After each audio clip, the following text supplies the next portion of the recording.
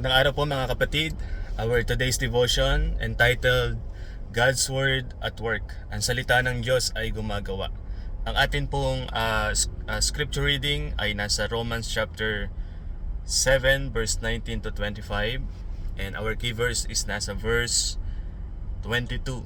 Ang sabi po dito ni Apostle Paul, "For I delight in the law of God after the inward man." Siya po ay nagagalak sa utos ng Diyos sa kanya pong panloob na pagkatao.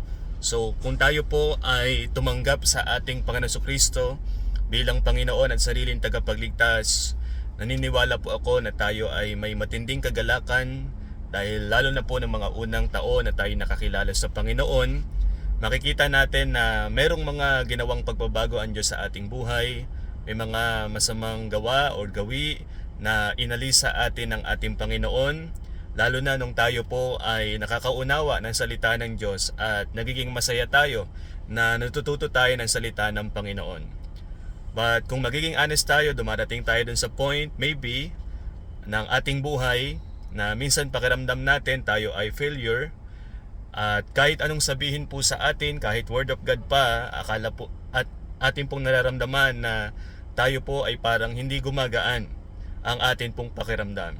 At maybe ang nangyari po sa atin ngayon ay ang ating mga dati nating ginagawa, mga bagay na hindi kalooban ng Diyos sa ating buhay, ay muling bumabalik at muli nating nakikita sa ating buhay.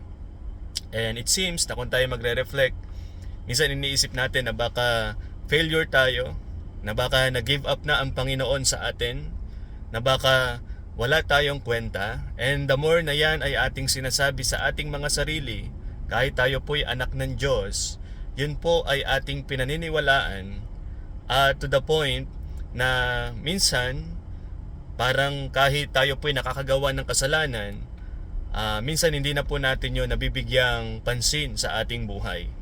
So nawawala na po sa atin ang pagkilos ng atin pong Panginoon. I remember Apostle Paul, si Apostol Pablo po ay isang lingkod ng Diyos na ginagamit ng Panginoon na magbahagi ng salita ng Panginoon sa mga tao na hindi po mabilang. At dito po sa kanyang sinabi sa Romans chapter 7 verse number 19, ang sabi po niya, "For the good that which I would do not, but the evil which I would not, that I do." So yung mabuti na dapat niyang gawin, yun yung hindi niya nagagawa. At yung masama na hindi niya dapat gawin, yun yung kanyang nagagawa. So he is talking about his flesh. Nakita po niya yung kanya ring reality ng kanyang laman. At ang sabi niya sa verse 24, "O wretched man that I am." Napaka-terrible po niya. Napaka-sama po niya. Yun po ang tingin niya sa kanyang sarili. "Who shall deliver me from the body of this death?" Sino ang magliligtas sa akin? So kung maybe nagtatanong din tayo, marami tayong nagagawang mali, kasalanan sa ating buhay, at tinatanong natin ang Diyos, sino ang magliligtas sa atin dito? Paano tayo magbabago? Paano maiaalis yung mga masamang gawi or gawa sa ating buhay? Paano tayo lilinisin ng ating Panginoon? Paano aayusin ng Diyos ang ating buhay, ang ating pagkatao, maging ang ating iniisip? Ang sabi po ni Apostle Paul, "I thank God through Jesus Christ our Lord. So then with the mind I myself serve the law of God, but with the flesh the law of sin." So ang kanyang pinapasalamatan sa Diyos ay ang Panginoong Jesucristo. Nakita po niya ang secret sa pagbabago ng Panginoon. Naunawaan po ni Apostle Paul na ang Panginoong Jesucristo ang siyang nagbibigay ng pagbabago sa kanyang buhay at nagre-rescue sa kanya. Nasa proseso siya na pagbabago ng Panginoon. At na-realize ni Apostle Paul na hindi nag-give up ang Panginoon sa kanyang buhay. The same thing with us, mga kapatid. Ma-realize natin na whatever sins na ating nagagawa, yan man ay terrible, yan man po ay masasabi nating matinding kasamaan, at yung mga dati nating ginagawa nung hindi pa tayo mananampalataya ay maaring unti-unting bumabalik, and there are times parang wala na tayong pakialam, wala na tayong concern. But we need to understand na ang kasalanan ay may consequences. Yan ay makakasira ng ating buhay. Darating ang panahon na marirealize po natin na walang magandang bunga ang kasalanan, ang maling gawa at maling gawi sa ating mga buhay. So napakahalagang ma-realize natin din po ang sikreto na ang Panginoong Jesus ay nandiyan. Hindi po siya nag-give up. Nais na tayong baguhin sa ating buhay.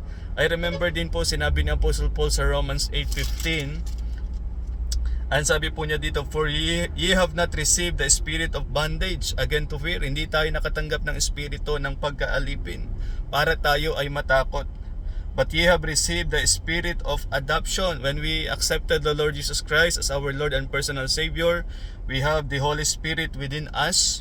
And then, ano po ang ating magagawa? Ang sabi dito ni Apostle Paul, whereby we cry, Abba, Father.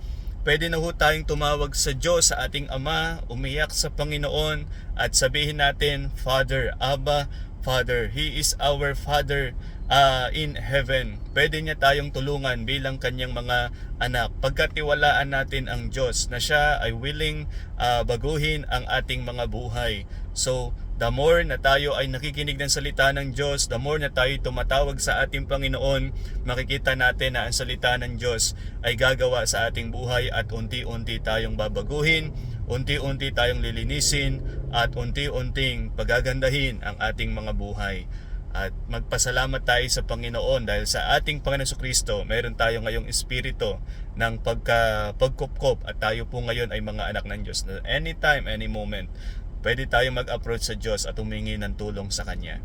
Let us pray. Our Father in heaven, thank you so much dahil binigyan niyo po kami ng espiritu ng pagkupkop at kami po ngayon ay inyong mga anak na o Diyos. At pwede na ho kaming tumawag sa inyo at humingi ng tulong sa inyong pagbabago, paglilinis ng aming mga buhay. Sa iyo na po namin pinakakatiwala ang aming buhay sa pangalan ni Jesus. Amen.